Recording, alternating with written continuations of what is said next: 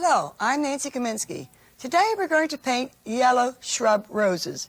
As a rule, I never give beginners the project of roses because usually when they paint the traditional rose, it ends up looking like Brussels sprouts. They can't seem to get the closely packed petals. But these roses have very loose petals and single petals, and I'm sure you can do it. We do the usual thing, stain the canvas, like this. This is something you should do in your sleep, I think. I think I do. Like that. And we put the grids.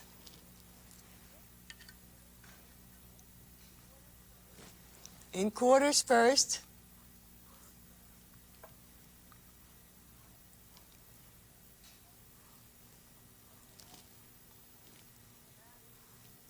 Like that. I have to do all these rather boring things first, but it helps you with the exciting things later on. But that's that much ahead. There we are. Now, in this painting, we do not have a vase or a bowl or anything. We're just painting the flowers right from the bottom and on the stem. That's a little different, and it's rather exciting that way. And we can concentrate on the flowers. Now, as usual, when we draw flowers, we will not delineate each petal or the character of the flower that way. We're going to draw circles. And then, as we've done in other paintings, just draw a line in front to tell us the front petals, like this. Let's start from the center, and we have one like this.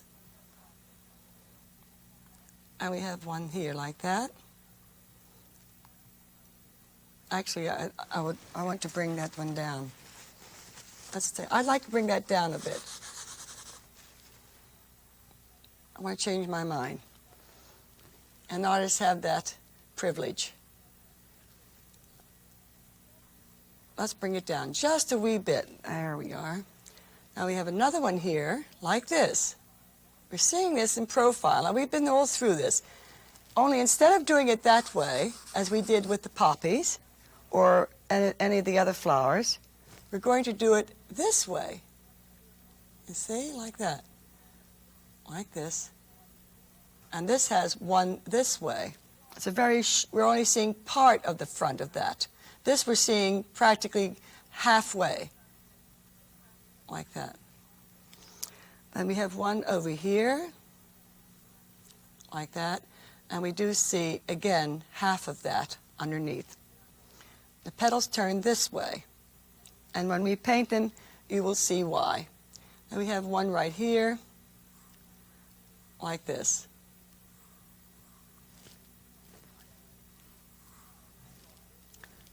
Actually, this rose is not this large, but I want you to see the structure and the painting, so we have them quite large. Besides, you can make them as large as you like. There again, we're seeing that in profile that way. This is full on. Don't forget your centers. Always put your centers. Now, when we do this, we will see part of the center. This we will see all of the center like that. We're looking down into it. We will only see part of the center like this, and also like that.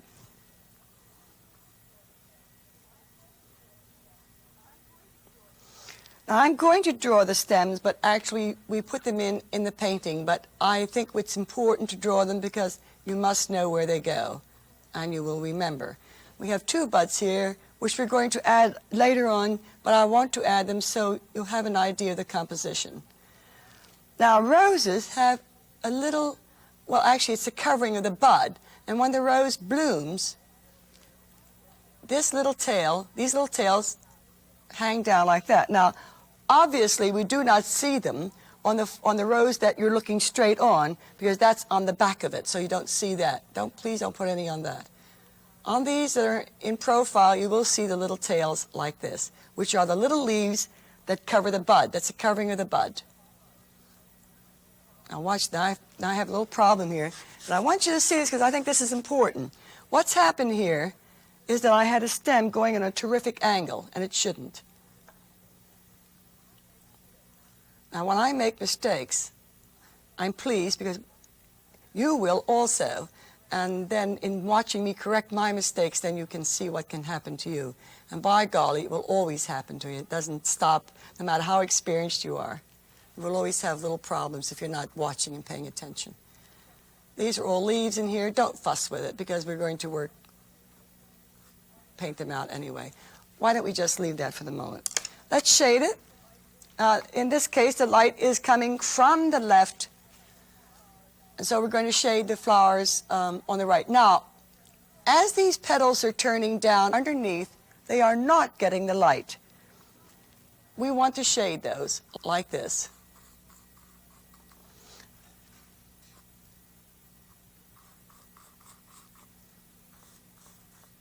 Like this.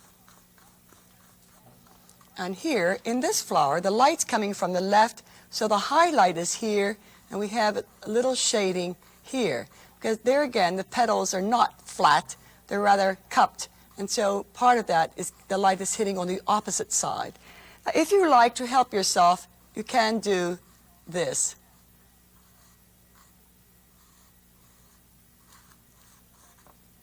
And the rest, you can just paint with a knife, don't fuss with it. Now let's leave that for the moment. We have another first with this painting. There's the drawing, and that's all we're going to do. In this painting, we have a complete background of one color, purple, solid, dark purple. This is a perfect background for these beautiful yellow flowers and a study of extreme and dramatic contrasts. So we're going to paint the complete background in purple, like this. Now, as we paint, I would like you to rather go in between the petals a little bit, like that. There are only 3 petals on each flower. Actually, there's 6, but 3 behind, like that, behind the front petals. Oops. As you can know, the heat of the lights melts my paint, so I think we'll end up being the splash school of painting. There we are. It's nothing new. It's just new for me, that's all. Now, we're going to give this a little excitement because obviously in this background, this is it. I mean, there aren't any tones. We're going to add something else on in just a moment, which is very exciting. But for now, I want this painted like this. It's a stroke that goes towards the center this way.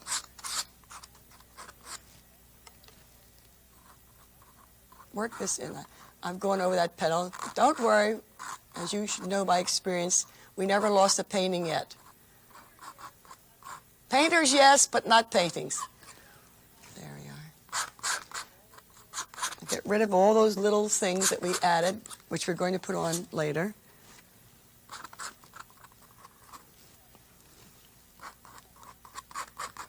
Now, go into the petals, because you will have a space if you don't. Of course, you can do it afterwards, because this is not a mixed color. I mean, you haven't mixed it specifically for this painting. Knock off the buds.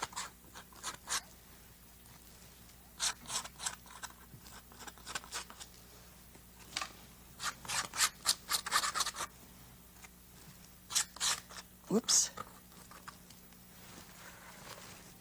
I must have the only hand-painted slacks in the world, I'll tell you. There we are. Go between your flowers. It will look very strange, but we know that that's only a temporary condition.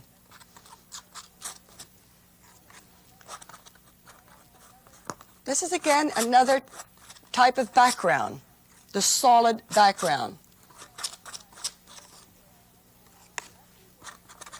As we work, I would try to introduce little different things, but not too much at first, because you are learning. I don't want to confuse you and upset you, or so that you stop painting. The idea is that we want to keep you painting.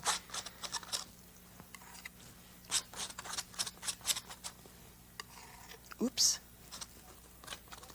That's not too bad. You see, that was an accent. I think it's lovely. Got a little blue in there. That's not a bad idea. That's lovely.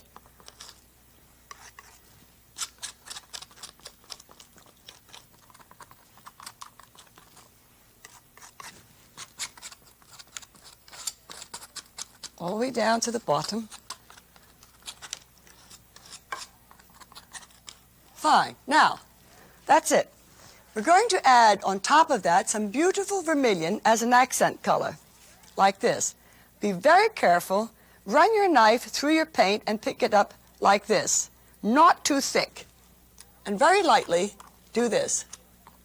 Now, this may give you qualms when you do it, but when the whole picture's complete, then you will see that it's very exciting and it means a lot to the painting, because it has very little going for it in the background except this.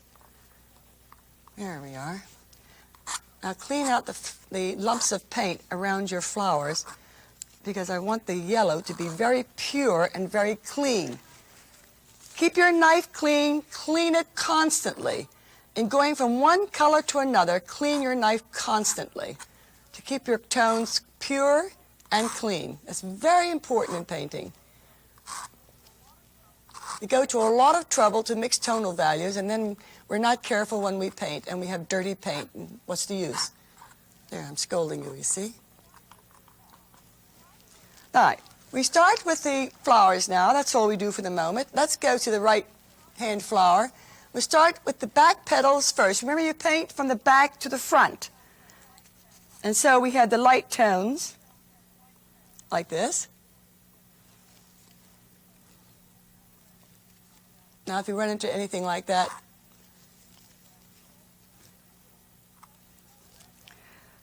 there again, the stroke tells us the petal formation. Don't fuss with it. Leave it fresh like that. In the front, we will put yellow ochre, which is the dark tone. And I'm going to add a little orange on that for excitement. Now, don't try to refine it too much, but keeping it fresh is what retains the shape. As you fuss with it, you lose the shape. Let's add a wee bit of yellow on top of that, because there is a little light coming from the left on that bottom part. Fine. Let's go to the center. Let's use the light tone on the right side. Remember that the light is coming from the left and is hitting the opposite side of your flower. And it's not all one color. It's two shades of yellow. Now, on the left side is darker. We're going to take ochre and cadmium yellow medium, like that. Now, if you use your knife lightly, you won't pick up any of the background color. There we are. Now, let's go to the one on the left. It's pretty much the same, like this. Now, if you should want to give this painting to your Aunt Matilda and you find out she has pink drapes, this flower does come in beautiful shades of pink and red. I've seen them, and it's called shrub rose because it is used as a shrub. And it's used on properties, lots of them, as a divider. It's not a particularly exciting rose, and you can't really pick it because it dies very quickly or falls. It has a more practical purpose rather than the traditional rose, which of course is very beautiful, very decorative, and which you're not up to painting right now. We'll wait until you've had a little more experience. Let's put a little orange on that, like this. All right, now let's go to the left. There again.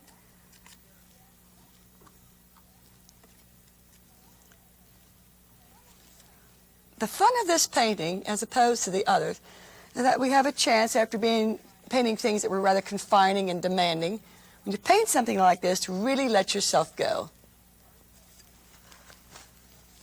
the dark tone, like this.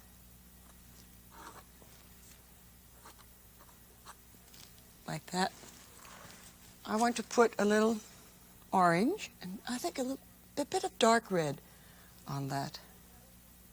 That's another thing. We're going to add vermilion on the edges, these petals, and that again is another first. Let's go to the right.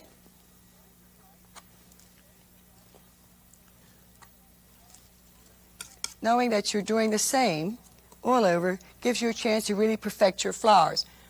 You'll find that when you do the first flower, you just can't get with it. As you paint the flowers, then you find yourself getting into it, and always the last flowers are very beautiful. But don't go back and play with the first ones. Leave it alone. All right, let's put our front petals on here, like this.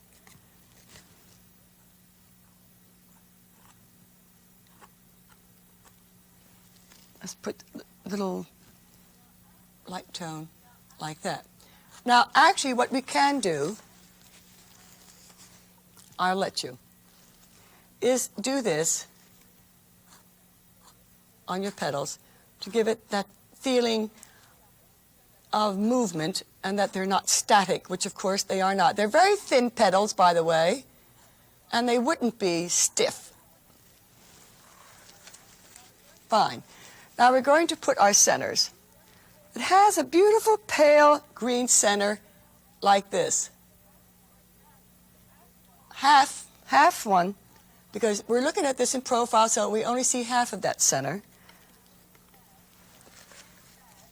We're going to add to that a little bit of vermilion and orange on the other side, like that.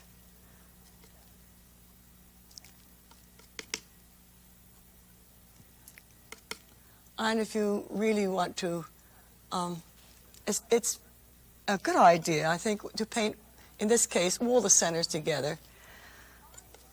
Put the orange tone on the left. These are stamens, by the way, and a little dibble-dabbles on the right. This tone, because they are catching the light on the left, but on the right it's darker. Let's put a little purple in there also, like that.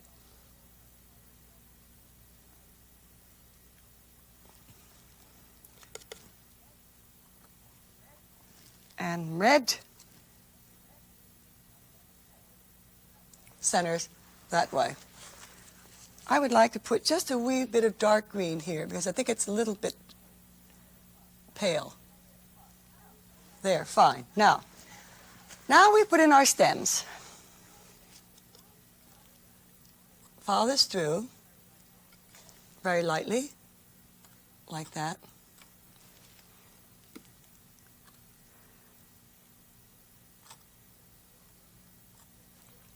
I think we have four. One, no, I'm missing one, right. Follow all your stems through, or someone will surely say, by golly, you have 5 flowers and 4 stems. It's always somebody that doesn't paint that will do that to you. All right, let's put the dark tails on one side and a few little light ones like that. Like this, you see? And then the light ones on the right side where they're catching the light. That way. Don't fuss. Like this.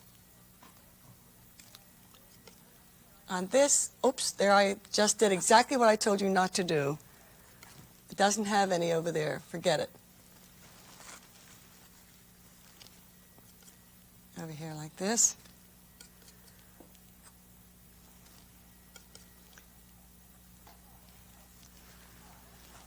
Fine. Now, we also have buds.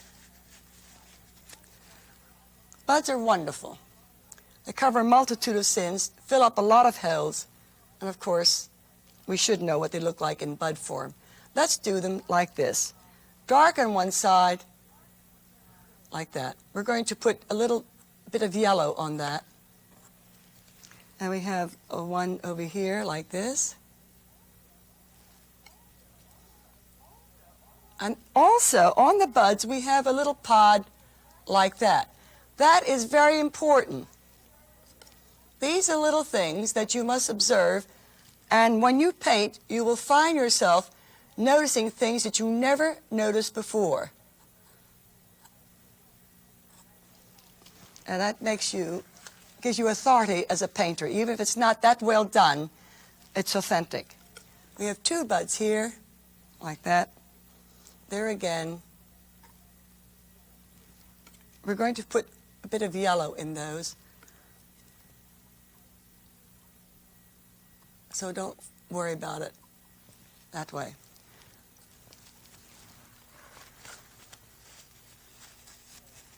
Got the tails in. All right, let's put our tones of yellow with a little lighter tone like that. And up there, the same.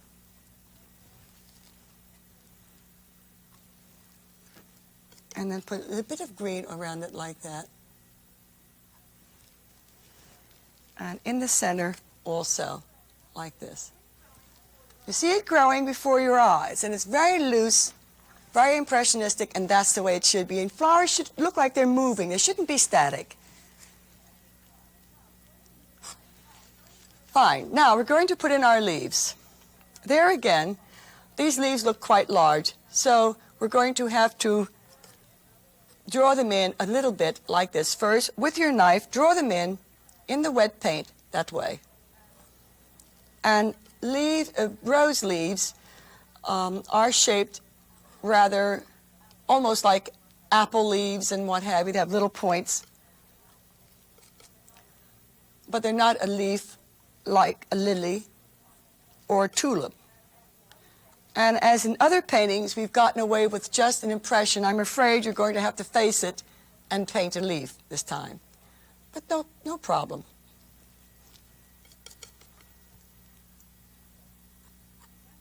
Just don't put too many of them in.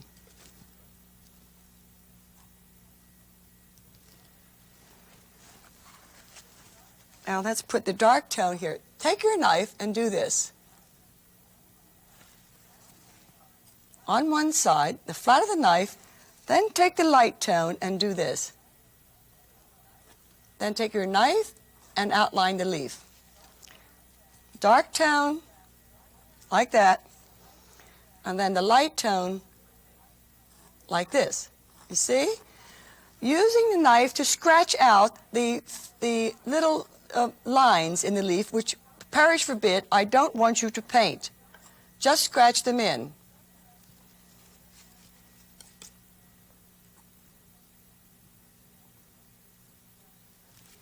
Like that. We have a beautiful leaf here, and it also catches the light here. And you notice that on the right side, where the light is, the leaves are lighter, more lighter, or actually more light leaves on the left side than there are on the right side. They're dark on the right side. Try to remember always that you're painting in tones.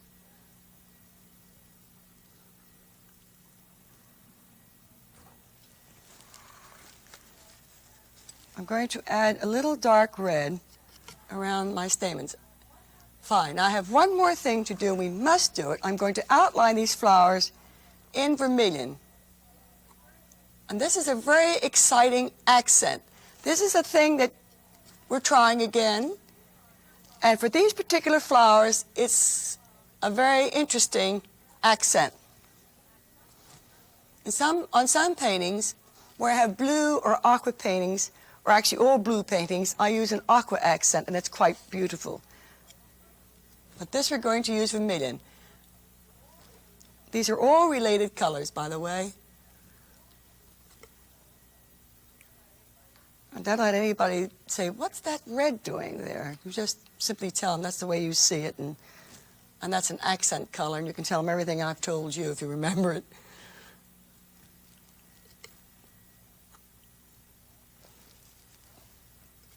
Let's put some on the buds. Like that. I would like to see one more leaf right here. Like that.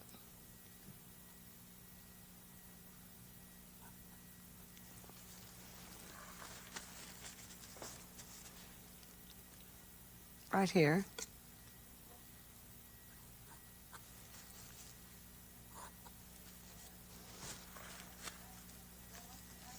I want to accent the dark tone of this. This has two tones, this center, dark green and light green. I want to put a few more dark tones around here, like this, because they are, you know, and a little vermilion on top of that.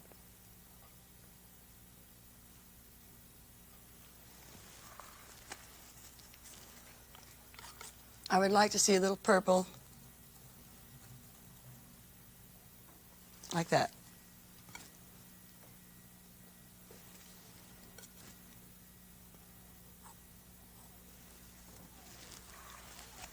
Now, the whole idea is to keep this painting loose, to have fun with it, with color as well as with the drawing.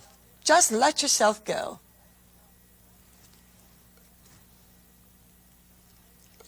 I'm doing something I tell you not to do, and I'm going to stop right now before I lose the painting. That's all for today, and you'll love this painting. Now for the signature.